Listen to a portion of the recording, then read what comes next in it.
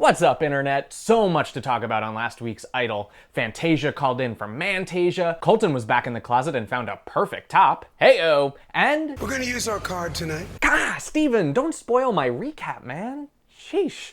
So the theme was songs from the current decade, and we didn't get one Adele cover, so kudos to you guys for that.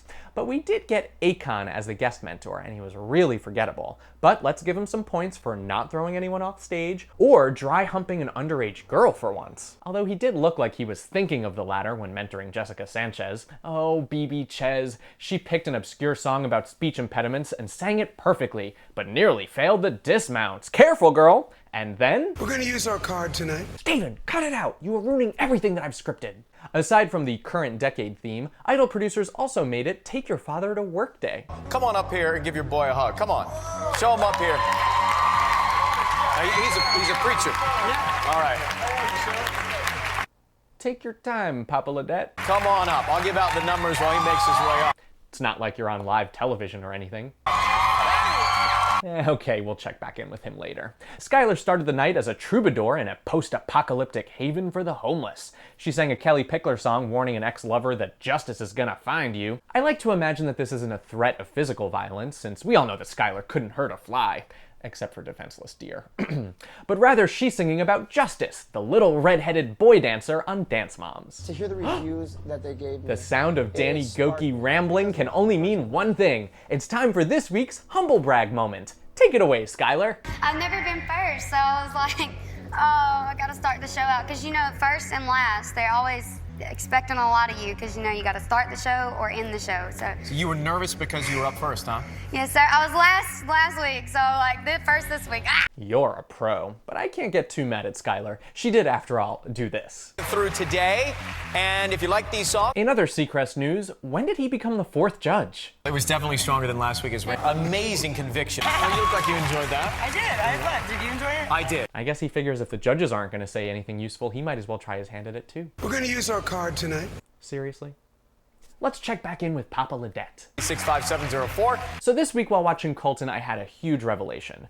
It's not Shiro, the Japanese internet cat, that he looks like. That final dreamy look he gave the camera was totally like Rudy, Winston Banana's less famous brother. Also, this is still a thing. I can assure you we're not dating, period. And that is because she owns a gun. And a vagina. But seriously, stop fighting the showmance, you guys. It'll only help you two. Haven't you read The Hunger Games? Now, if I had to compare American Idol Season 11 contestants to characters from NBC's must-see TV lineup from the 90s, Colton and Skylar are the Rachel and Ross, and Dave Matthews, and Elise are George Costanza's parents. They act like they've been married for decades, and together, their voices combine to form a shrill, shouty mess. But in their defense, did you hear Gautier and Kimbra attempt that song on Saturday Night Live this past weekend? Here's a taste.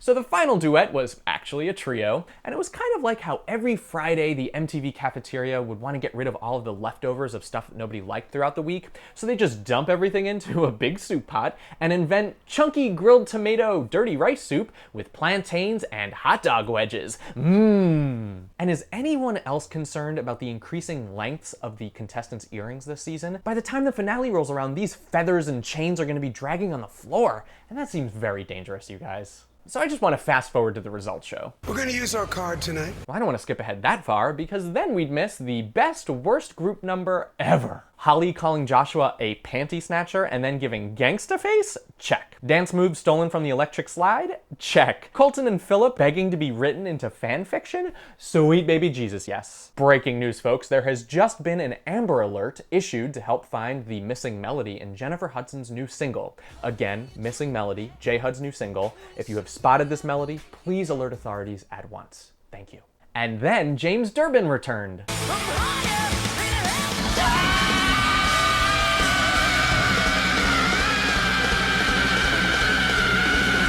Once the results were finally revealed, this was the bottom three, and then...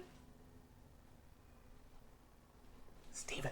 We're gonna use our card tonight. Oh, okay, but we still have about 7 minutes of live television left, so let's check back in with Papa Ladette. Come over here, boys. I can see where Josh gets his personality from. Shockingly, Jessica had the lowest votes, and not so shockingly, J-Lo's under the delusion that there's an Emmy category for Best Performance by a Reality TV Judge. Give me that mic! This is crazy! Yes, we're using the same! You ain't going home! Go sit down! Go sit down! Go sit down! Gugh, J-Lo. She actually had the gall to say to Ryan Seacrest, "I don't want to be up here, I want to go back to my seat," while she found her light on stage. I'm done. Yes, I was just as outraged as everyone else that Jessica had the lowest amount of votes, considering her stuttering performance was the week's best. But then this happened, and it all made sense. So as you saw them getting out of their seats, what was going through your mind? Nothing. Ding, ding, ding, ding, ding. And that, my friends, is why Jessica Sanchez is not as popular with Idol voters as you might expect. Oh, right. Also, she lacks a penis. But enough of this Idol recapping business. To quote the Queen Fly Girl in the amazing message of her new single, "I wanna dance and love and dance again." Hit it! So raise our glass.